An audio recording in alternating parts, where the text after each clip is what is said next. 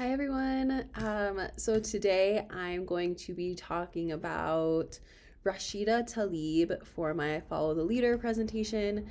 She is someone I absolutely admire, and I'm really excited to highlight why I think she is so amazing and such a phenomenal leader. Um, and you will see that throughout this video. So you may know her because she made history in 2008 as the first Muslim woman elected to the Michigan State Legislature, and 10 years later became the first Palestinian woman elected to the United States House of Representatives. She is the daughter of immigrants. Both of her parents came from Palestine. I just think this is really interesting to kind of show her upbringing, but her father's highest education was 8th grade, her mother's was 4th grade, and she was the eldest of 14 children, so she really kind of developed a natural sense of leadership early on. She had 14 siblings. um, I think she is an extremely strong leader for a lot of reasons. I find her to be really confident, competent, and strong. She experiences relentless racism, prejudice, and institutionalized discrimination, which really fuels a lot of the policy and a lot of the tenacity in her statements that you'll hear in hearings or proceedings, interviews, committees, her social media. She's really good at rattling the feathers of the radical right, or you could really even say just the right. Republicans in general are not a fan of her, and she is really okay with that. She serves on over 15 committees and caucuses, including the House Committee on Financial Services, Oversight and Reform, Subcommittee on the Environment, the Free Syria Caucus, the Black Maternal Healthcare Caucus, and Medicare for All Caucus, really to name a few.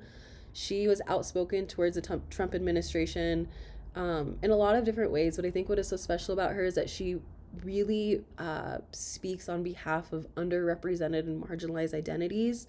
So for the Trump administration in particular, she was really vocal in her opposition to the Muslim ban, the citizenship question on the United States Census, and she continuously criticizes Israel and the amount of foreign aid being given to them by the U.S. And she also was one of the main individuals that announced the Breathe Act into legislation, which would limit law enforcement involvement and build community resources as opposed to needing to, call the police for everything. I pulled a quote from her because I think this is just really impactful, and it shows how unafraid she is to kind of roll up her sleeves and confront individuals, specifically politicians, who place profit over. In my report, I said profit over human dignity. I think profit over human voice, profit over people in general.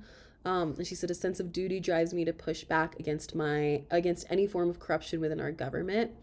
And she really has this special position where she can leverage her power in Congress to speak on behalf of individuals that have really lost their ability to speak for themselves, which is really sad to say. Kirkpatrick and Locke stated that it takes a special kind of person to master the challenge of opportunity.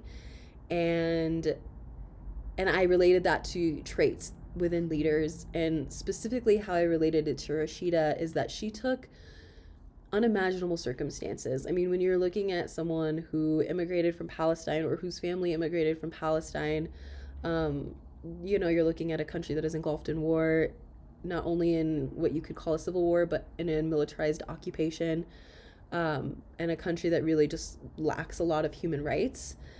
And I think this really highlights the way in which we see her step into really bold positions throughout her career. And she has even stated her Palestinian heritage and really seeing the systemic occupation of an entire group of people has resulted in her working to uplift and empower and support marginalized communities. And you can see that in a lot of different ways. One of the ways that I speak about is through the Boost Act, which is a tax credit for low-income families. She has attempted to pass a lot through legislation. We all know that is a very slow bureaucratic process, but the Boost Act was passed, and I think that is just something really special to acknowledge, that sometimes our representatives don't always get wins, but she really did for this one. I argued that she embodies a lot of different leadership qualities, which I think a lot of our representatives do, because you have to be a dynamic leader. But I think she really encapsulates transformational leadership Her work is very much geared towards the emotions and the values and the motivations and the long-term goals of her constituents.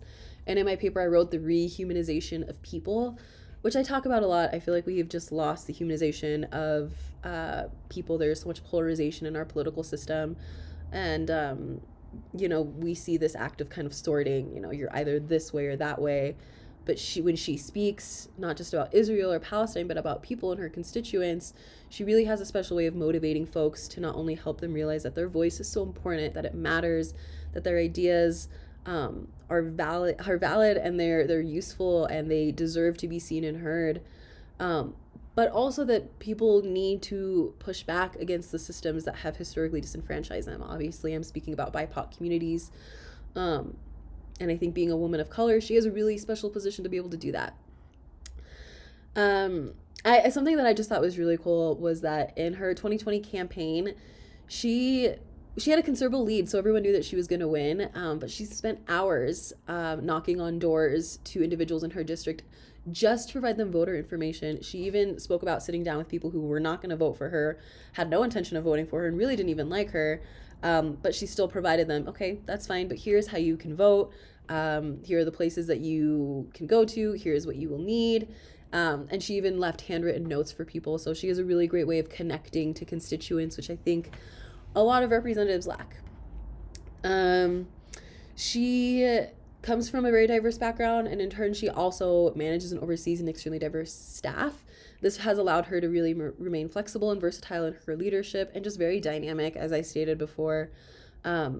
She also has a lot of aspects of servant leadership, which we just recently talked about in class, because she is so good at not only enriching lives of individuals, but valuing their unique identities that they bring to the table, as opposed to othering them and highlighting your diversity, and the things that make you unique and different are your power.